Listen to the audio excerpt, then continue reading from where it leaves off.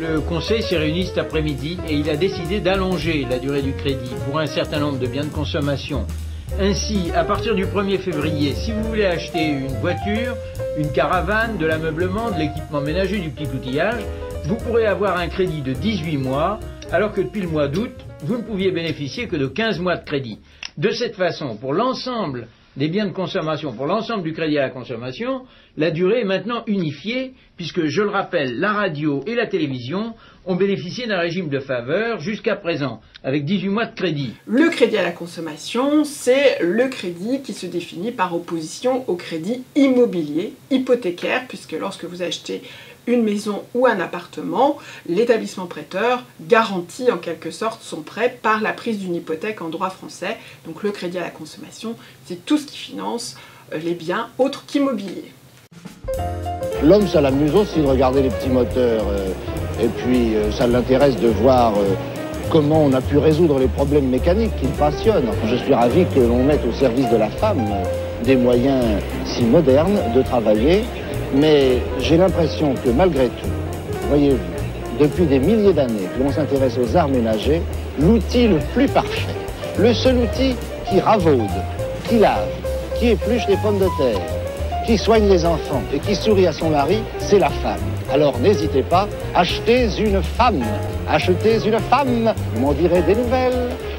Les femmes jouent un rôle particulier dans la mesure où l'expansion du crédit à la consommation à partir des années 1950-1960 va se jouer sur une trilogie de biens. L'automobile, historiquement bien le plus coûteux, avec un crédit organisé dès les années 1920, puisque Renault crée sa propre filiale d'automobile en 1924, Citroën, le pionnier, c'est 1922, et Peugeot 1928. Outre l'automobile, les autres biens, le réfrigérateur, la machine à laver, et puis ensuite la télévision, mais à partir plutôt des années 60. Alors la machine à laver et le réfrigérateur, c'est évidemment l'équipement de la cuisine, qui est un peu le domaine privilégié des femmes à l'époque.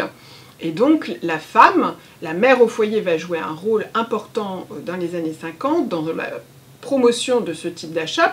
Elle est un vecteur indéniable de diffusion du crédit à la consommation et surtout la cible des nouveaux prêteurs qui effectivement s'adressent aux femmes. Bien que la loi sur les régimes matrimoniaux n'étant réformée qu'en 1965, jusqu'en février 1966, une femme mariée ne peut pas ouvrir ni de compte bancaire ni souscrire un crédit sans l'autorisation de son mari.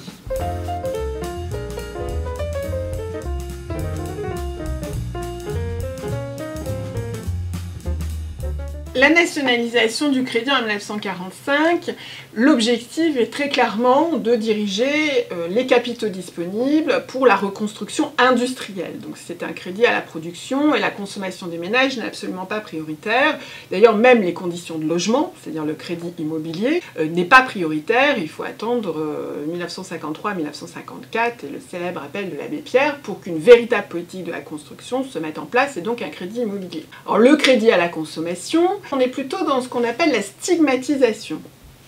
À savoir, pour la Banque de France et le Conseil national du crédit, ce crédit n'a pas de légitimité, n'a pas de raison d'être. Les capitaux disponibles doivent servir à la production et absolument pas à la consommation des ménages. Toutefois, cette vision qui prédomine, j'allais dire, à la fin des années 40, début des années 50, évolue, puisqu'à partir de 1953, la France voit sa reconstruction industrielle en voie d'achèvement, la situation monétaire s'est stabilisée, aux 70% d'inflation de 1947, on arrive à un taux d'inflation relativement maîtrisé autour de 5%, notamment grâce à Antoine Pinet et à son plan de stabilisation.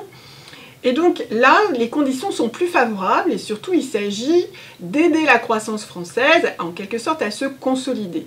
Et à partir de 1953, le ministre des Affaires économiques, Robert Buron, décide justement pour relancer la croissance française d'aider à la fois les exportations, le logement, donc par des mesures de crédits appropriées, mais aussi la consommation. Et ça c'est la grande nouveauté, il y a une sorte de mutation, de conversion, puisque on s'aperçoit qu'il s'agit non plus seulement de produire, mais aussi de vendre. Donc on a le souci d'assurer des débouchés industriels à une production de plus en plus standardisée, abondante, que ce soit en matière d'automobile ou en matière d'électroménager. Et les besoins sont immenses en la matière.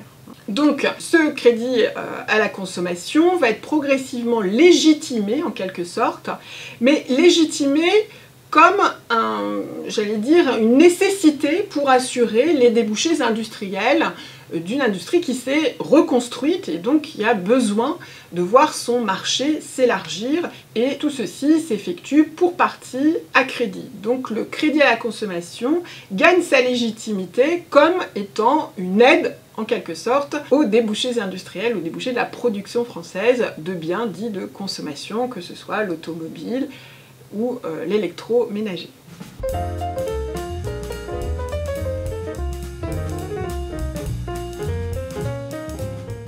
La légitimation va passer par la réglementation. Alors c'est un peu curieux parce qu'en général on réglemente pour interdire, et là on va réglementer pour encourager le développement du crédit à la consommation. Et surtout on s'intéresse aux prêteurs. Alors pour limiter justement les prêteurs peu scrupuleux, les petits prêteurs qui sont aussi très difficiles à surveiller, on favorise la création de prêteurs d'une certaine envergure et surtout d'une certaine surface financière.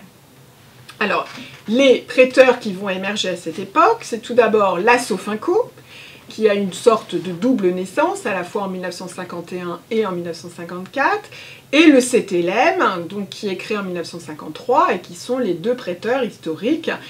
Donc un marché très concentré et qui se distingue en cela des autres pays européens, puisque si l'on regarde la situation britannique, on a plus de 1500 prêteurs en matière de crédit à la consommation au milieu des années 60. Cette concurrence favorise des taux d'intérêt beaucoup plus bas qu'en France. La faible concurrence qui résulte de cette réglementation en France fait que les taux, certes, ont baissé par rapport au crédit noir, au crédit usuraire du début des années 50, donc antérieur à la réglementation, mais restent relativement élevés, autour de 20% pour de l'électroménager, de 18% pour des véhicules neufs. Et du point de vue des autorités du crédit, c'est finalement en quelque sorte un frein assez commode pour éviter un développement du crédit à la consommation qui, aux yeux de ces autorités, est certes légitimé, a été légitimé pour soutenir l'industrie française, mais ne doit pas non plus se développer de manière trop importante. Donc un crédit à la consommation légitimé, mais quand même sous contrôle.